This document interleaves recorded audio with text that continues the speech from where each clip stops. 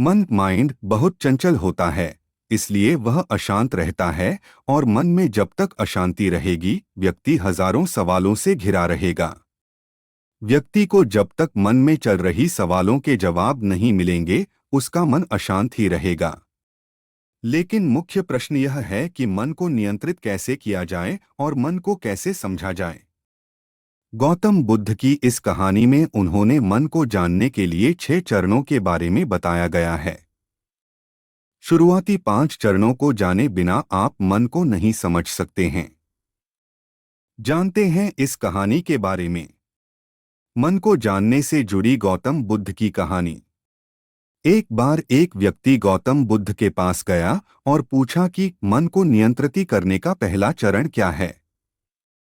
बुद्ध कहते हैं अपने मन को समझने का पहला चरण है इसके द्वारा दिए गए लालच की व्यर्थता को देखना। क्योंकि जब मन अशांत होता है तो कई तरह के लालच देता है।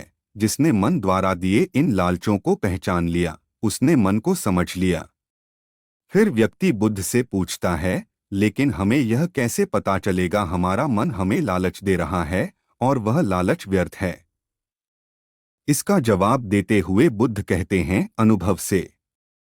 मनुष्य मन के लालच से जिस कार्य को अतिपूर्वक करता है उसमें उसे हानि ही होती है और हानि के बाद ही उसे अनुभव भी होता है।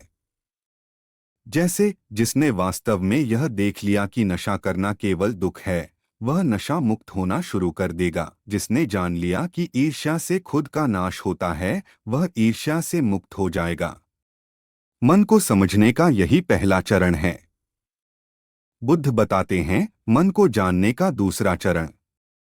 व्यक्ति बुद्ध से पूछता है यदि व्यक्ति पहले चरण से यह जान जाता है कि वह मन द्वारा दिए लालचों के कारण दुखी है तो फिर दूसरा चरण क्या है। बुद्ध कहते हैं खोज पर निकलना।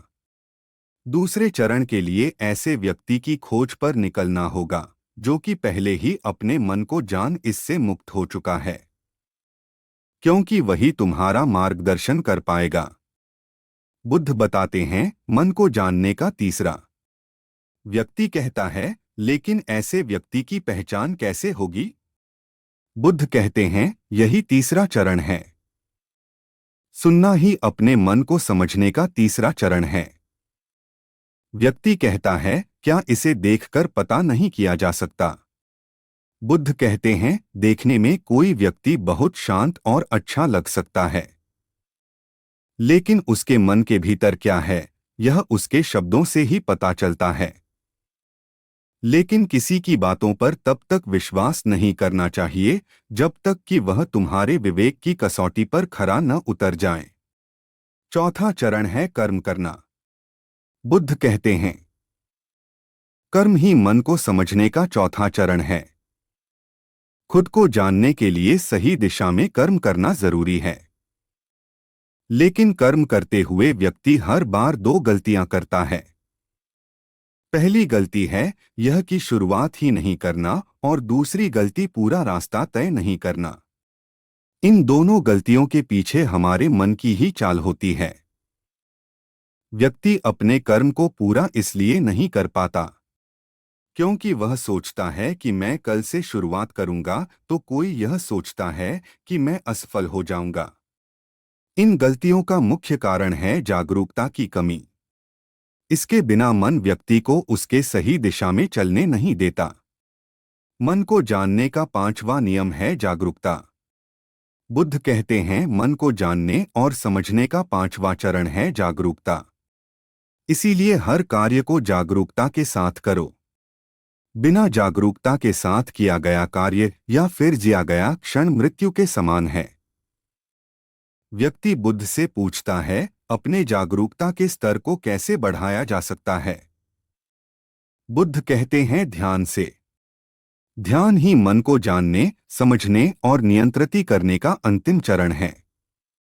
यानी ध्यान ही वह नाव है जिस पर बैठ मन रूपी नदी को पार किया जा सकता है। जिस व्यक्ति ने इन शुरुआती 5 चरणों से ध्यान को जान लिया उसने अपने मन को जान लिया। ध्यान ही मन को जानने, समझने और नियंत्रित करने का अंतिम चरण है। यानी ध्यान ही वह नाव है जिस पर बैठ मन रूपी नदी को पार किया जा सकता है। जिस व्यक्ति ने इन शुरुआती 5 चरणों से ध्यान को जान लिया, उसने अपने मन को जान लिया।